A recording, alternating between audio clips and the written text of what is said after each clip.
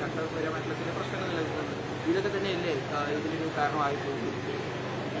ഞാൻ പറഞ്ഞില്ലേ, ചീത്തെങ്കിലും പറയാൻ പറ്റില്ല, പക്ഷെ ഇപ്പോൾ അതുപോലും പറയാൻ പറ്റില്ല. അല്ല, അതിനതിന്റെ മറ്റൊരു വശം ഉണ്ടാവും നിങ്ങൾ പറയുമ്പോൾ. പക്ഷെ നമ്മൾ ശ്രദ്ധിക്കേണ്ടത് ഇത്രയേ ഉള്ളൂ. ഇപ്പോൾ പഴയ കാലത്ത് നമുക്ക് കോളേജ് ക്യാമ്പസുകളെ ആയിരുന്നു നമ്മൾ വലിയ ആദിയോടുകൂടി കണ്ടിരുന്നത്. ഇന്നും അതിന്റെ ആദി കുറഞ്ഞു എന്ന് ഞാൻ പറയുന്നില്ല. പക്ഷേ സ്കൂൾ ക്യാമ്പസുകൾ കൂടി ശ്രദ്ധിക്കേണ്ട ഒരു അവസ്ഥയിലേക്ക് ലഹരിയുടെ കാര്യത്തിൽ ഇന്ന് മാറിയിട്ടുണ്ട്. പലപ്പോഴും ചില സംഗതികളിലൊക്കെ സ്കൂൾ കുട്ടികൾ വരെ അതിൽ ഉൾപ്പെട്ടതായിട്ട് കഴിഞ്ഞകാല സംഭവങ്ങളിൽ തെളിഞ്ഞിട്ടുണ്ട്. അപ്പോൾ സ്കൂളുകളും നമ്മൾ ജാഗ്രതയോടുകൂടി നോക്കണം.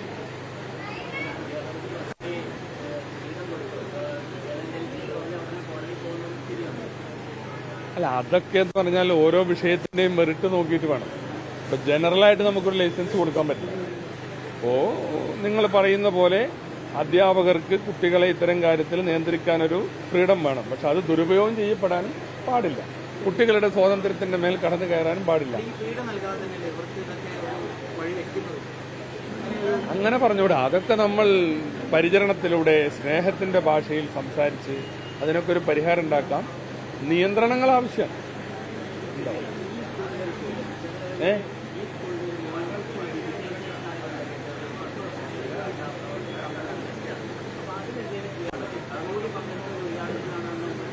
MLA എന്നോട് ആദ്യമായിട്ട് ഈ മണ്ഡലത്തിൽ ചെയ്തു തരേണ്ട ഒരു കാര്യം, വിദ്യാഭ്യാസ വകുപ്പിൽ നിന്ന് ചെയ്യേണ്ട ഒരു കാര്യമായിട്ട് പറഞ്ഞത് മോയിൻസ് സ്കൂളിന്റെ ഈ വിഷയമാണ്. തീർച്ചയായും ഞങ്ങൾ അദ്ദേഹവുമായിട്ട് ആലോചിച്ച് അതിന് വേണ്ട കാര്യങ്ങൾ ഏർപ്പാട് ചെയ്യും.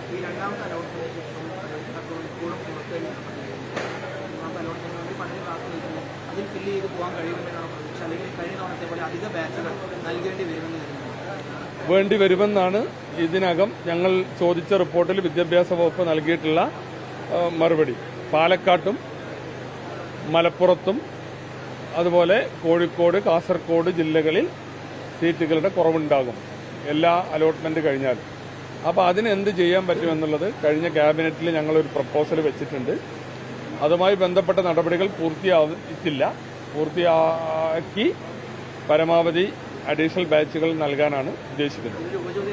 അധിക ബാച്ച് എപ്പോഴും നൽകുമ്പോൾ ഹ്യൂമാനിറ്റീസ് ബാച്ചാണ് നൽകുന്നത്. പല വിദ്യാർത്ഥികൾക്കും സയൻസ് എടുക്കാൻ ആഗ്രഹമുണ്ടാവും, അല്ലെങ്കിൽ കൊമേഴ്സ് എടുക്കാൻ ആഗ്രഹമുണ്ടാവും. പക്ഷേ അധിക ബാച്ച് നൽകുന്ന എല്ലാം ഹ്യൂമാനിറ്റീസ് ആണ് എന്ന രീതിയിൽ പരാതി വരുന്നത്. അല്ല, അത് തിരിച്ചുണ്ട്. Humanities batch വേണമെന്നാവശ്യപ്പെടുന്ന പ്രദേശങ്ങളുണ്ട്.